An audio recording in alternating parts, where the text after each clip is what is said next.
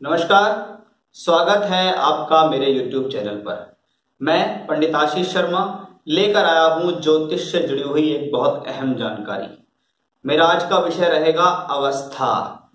अवस्था का मतलब है, इसे चाहे आप मानव प्रजाति के ऊपर लागू करें या ग्रहों के ऊपर लागू करें। कहते हैं कि ये व्यक्ति कैसी अवस्था में है, जवान है, बूढ़ा है, मृत अवस्था में है, कुछ कर नहीं सकता, कितनी पावर है इस व्यक्ति के अंदर। उसी तरीके से हम ये देखते हैं कि हमारा ग्रह किस अवस्था में पड़ा हुआ है। फलित ज्योतिष के अंदर बहुत ज्यादा जरूरी है कि ग्रह कौन सी अवस्थाओं में है। क्या आपके ग्रह इतने बली हैं कि वो आपको कुछ रिजल्ट दे पाएंगे? कुछ लोग अपनी कुंडलियों को देखकर कहते हैं मेरा ग्रह उच्च का है, स्वग्रही है, मूल त्रिकोण है, लेकिन जब उन ग्रह से संबंधित दशाएं अंतरदशाएं आती हैं तब उनको लगता है कि ये ग्रह उच्च के फल क्यों नहीं दे रहा, मूल त्रिकोण या स्वराशि के फल क्यों नहीं दे रहा है, ऐसी क्या कमी रह गई है इस ग्रह के अंदर। वो सब जानकारी हम जान सकते हैं ग्रह की अवस्था से। बहुत ज्यादा जरूरी विषय है फलित ज्योतिष के अंदर ग्रहों की अवस्था। यदि आपका कोई ग्रह है वो आपको फल नहीं दे पा रहा है, वो अच्छी दशा होने के बाद भी फल नहीं दे पा रहा है, कैसा है वो ग्रह, फल देगा नहीं देगा, फल देने में सक्षम है या नहीं, उससे संबंधित ही हमारा आज का जो विषय है कि क्या कुंडली के अंदर ग्रह अच्छा फल देंगे या नहीं। इसको हम अवस्थाओं से जांचेंगे कि ग्रह किस अवस्था में पड़ा हुआ है। अवस्था ज्योतिष शास्त्र के अंदर 5 प्रकार की होती है: मृतावस्था, वृद्धावस्था, युवावस्था, कुमार अवस्था, बाल्यावस्था। अब इनको देखते कैसे हैं कुंडली के अंदर कि मेरा ग्रह कौन सी अवस्था में है। अब आपको ये देखना है कि कुंडली के अंदर 12 भाव होते हैं। एक भाव 30 डिग्री का होता है, इसलिए 12 राशियां 360 डिग्री पर मूवमेंट कर जाती हैं। भचक्र गोल आकार, कहते पृथ्वी गोल है, वो 12 राशियों पर कहीं ना कहीं बहुत ज्यादा निर्धारित हैं चीजें। 30 डिग्री का एक भाव, और हर ग्रह की डिग्री भी 30 डिग्री के अंतराल में ही होती है।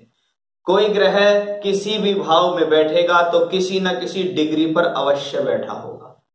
लोग बाग फलित ज्योतिष में डिग्री का इस्तेमाल ही नहीं करते, बस कहते हैं तुम्हारा शनि यहां है, तुम्हारा बृहस्पति उच्च का है तो ऐसा हो जाएगा वैसा, लेकिन होता नहीं है क्योंकि वो डिग्री को चेक ही नहीं कर रहे हैं।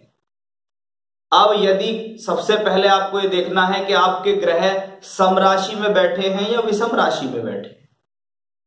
अगर ग्रह सम राशि के अंदर बैठे हैं तो उनके लिए ये देखना होगा कि वो कितनी डिग्री पर बैठे हुए हैं। जैसे अगर ग्रह सम राशि में है, मान लीजिए शनि कुंडली में मकर राशि में बैठा हुआ है, 0 से 6 डिग्री के बीच है तो शनि मृत अवस्था में बैठा हुआ है। और यही ग्रह यदि 6 से 12 डिग्री के बीच में है तो वृद्धावस्था में है, 12 से 18 है तो युवावस्था में है, 18 से 24 है तो कुमार अवस्था, और 24 से 30 है तो बाल्यावस्था। ये हो ग्रह की डिग्रियां। अब आप इनसे बहुत कुछ तो समझ रहे होंगे कि यार शनि अगर कुंडली में 0 से 6 डिग्री के बीच है और सम राशि में है तो मृतावस्था में है। मृतावस्था का मतलब है ग्रह वृद्धावस्था से ऊपर निकल गया। इस ग्रह के अंदर उतना बल नहीं है जितना उसकी युवावस्था में, यौवन में या बाल्यावस्था में उसका बल होना चाहिए। इसका सीधा सीधा तात्पर्य है कि एक व्यक्ति विशेष जो उम्र 60 से ऊपर क्रॉस कर चुका है उसके अंदर कितनी क्षमताएं हैं, और एक व्यक्ति विशेष जो 25, 30, 40 साल का है उसके अंदर कितनी ज्यादा शारीरिक क्षमताएं हैं। वो उस व्यक्ति को देखकर उम्र से पता लगेगा, तो यहां ग्रह की डिग्री से पता लगेगा कि शनि मृत अवस्था में है और उसकी दशा आ गई 0 से 6 डिग्री के बीच में है, तो वो आपको जरूरत से ज्यादा मेहनत कराने के बाद परिणाम देगा। और ये भी कम से कम संभव है इसमें कि मेहनत 100% हो रही है और परिणाम 80% का मिल रहा है, क्योंकि ये आप बाय बर्थ लेकर पैदा हुए हैं। आप अपने चार्ट में अपने कर्मों के अनुसार ये लेकर पैदा हुए हैं। उस चीज को बस आपको समझना होगा और उस इष्ट से प्रार्थना करनी होगी कि मुझे आप ब्लेसिंग्स दीजिए। वहीं अगर शनि किसी कुंडली के अंदर बैठा हुआ हो विषम राशि में और 0 से 6 डिग्री के बीच में हो, तो ये बाल्यावस्था है। ये भी पोजीशन अच्छी नहीं है। बाल्यावस्था मतलब बच्चा है, समझने में देर लगेगी, मैच्योरिटी लेवल आने में उसको समय लगेगा। अब ऐसा ग्रह अगर कुंडली में हो तो आप देख लीजिएगा कि मेरा ग्रह कहाँ है। विषम राशि है, शनि तुला राशि के अंदर बैठे हैं, उच्च के हैं, लेकिन 0 से 6 डिग्री के अंदर है।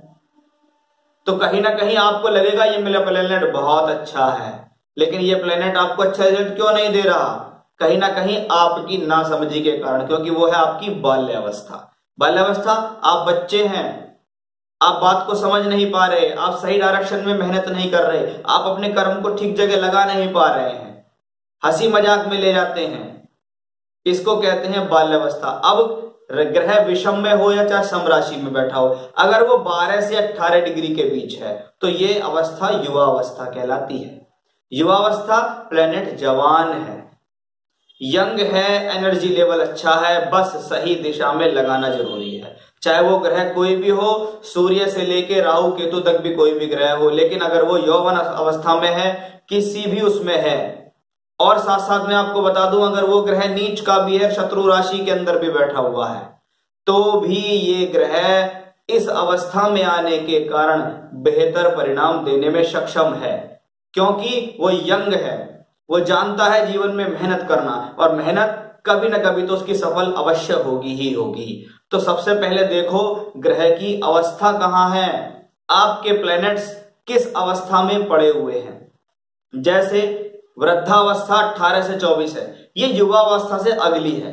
45 की एज किसी की हो गई, 45 से आगे वो निकल रहा है, तो शारीरिक श्रम उसका कम है, लेकिन उसने जवानी में जो पैदा किया है, 18 से 24 भी कोई खराब डिग्री प्लैनेट्स की नहीं होती, क्योंकि इन अवस्थाओं के बल पर एक चीज तो पता लगी है कि अगर आपके ग्रह कुंडली में 8 या 9 डिग्री से शुरू हो रहे हैं और 24 से 25-26 डिग्री के बीच में आ रहे हैं, तो ये कुमार, यौवनावस्था और वृद्धावस्था तीनों के बीच में आएंगे। इसका मतलब है ग्रह के अंदर बल है, वो कुछ कर सकता है। उसके बाद स्थितियां निर्भर करेंगी, उच्च है, स्वग्रही है, मूल त्रिकोण है, आखिर है कैसा।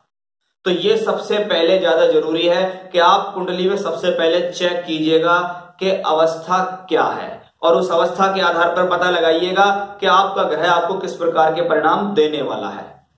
अब मैं आपको बताऊंगा कुछ ऐसे विशेष नियम जहां पर ग्रह की अवस्था के बाद भी ग्रह अच्छा और बुरा दोनों प्रकार का परिणाम दे सकते हैं। ये आप अपनी कुंडली में चेक कीजिएगा कि क्या आपकी कुंडली में जो ग्रह है जिसकी दशा चल रही है, क्या वो भाव मध्य पर है। भाव मध्य का मतलब है, फल दीपिका शास्त्र में बहुत स्पष्टतः लिखा हुआ है मंत्रेश्वर महाराज ने, कि कोई भी ग्रह कुंडली में किसी भी अवस्था में पड़ा हुआ हो, अगर वो ग्रह लग्न की डिग्री के आसपास है तो वो ग्रह भाव मध्य में पड़ा हुआ है, ऐसा ग्रह अवश्य बेहतर परिणाम देने में सक्षम है। भाव मध्य लग्न की डिग्री को देखो आप, मान लीजिए लग्न की डिग्री है 6, तो कुंडली के अंदर जो भी ग्रह 5 से 7 डिग्री के बीच होंगे तो समझ लीजिए वो भाव मध्य के उतने ही करीब हैं, यानी ऐसा ग्रह बेहतर और अच्छे फल देने में सक्षम है। नियम नंबर 2, चर, स्थिर और द्विस्वभाव। यहां ये थोड़ा अपवाद है, लेकिन ये पक्की तरीके से लागू होता है।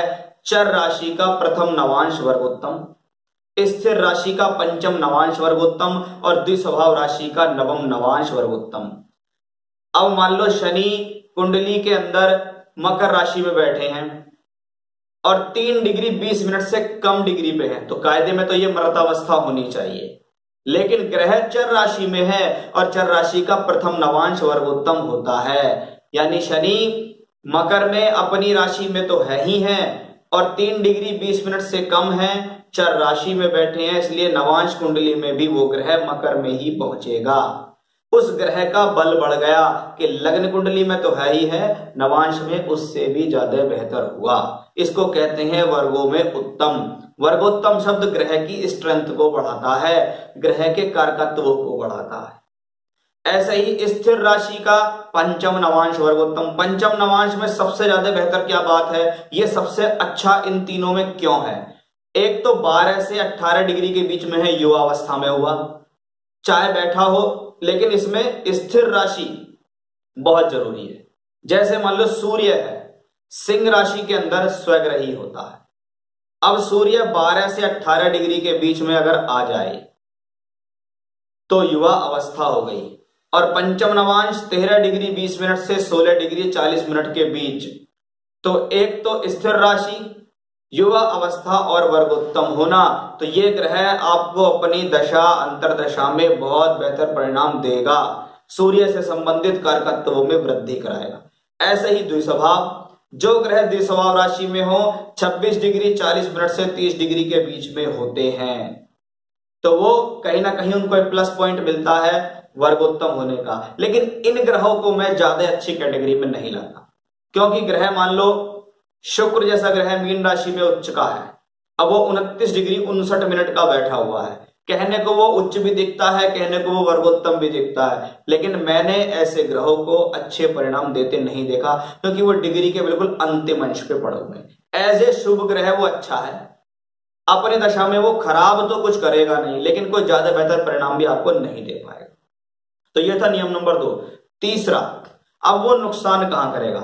अगर कुंडली के अंदर कोई भी ग्रह, अवस्था तो अपनी जगह है ही है, वो तो देखनी ही है, नीच हो गया है, 6, 8, 12 में बैठ गया है, अस्त भी हो गया है और ग्रह युद्ध में भी लड़ रहा है, तो इसका मतलब है वो ग्रह अपनी दशा अंतरदशा में आपको बहुत ज्यादा परेशान करेगा। स्वास्थ्य की दृष्टि से भी करेगा, व्यवसाय, संतान, शिक्षा, पैसा, धन, सभी तरीके से वो आपको परेशान करेगा। ये निर्भर करेगा कि वो ग्रह कुंडली में कहां का स्वामित्व रखता है, कहां का मालिक है, कहां बैठा है और किस प्रकार से पीड़ित है, और उस ग्रह के खुद के अपने क्या कारकत्व हैं, उन पर निर्भर करेगा। उनको आप डिग्री गली देख सकते हैं। अब ग्रह, कुछ ग्रह ऐसे होते हैं जो नवांश में नीच हैं और कुंडली में उच्च के बैठे हुए हैं, कुछ ग्रह लगन कुंडली में नीच हैं, नवांश में उच्च के हो गए हैं, तो ये भी अपने आप में बहुत बेहतर माने जाते हैं।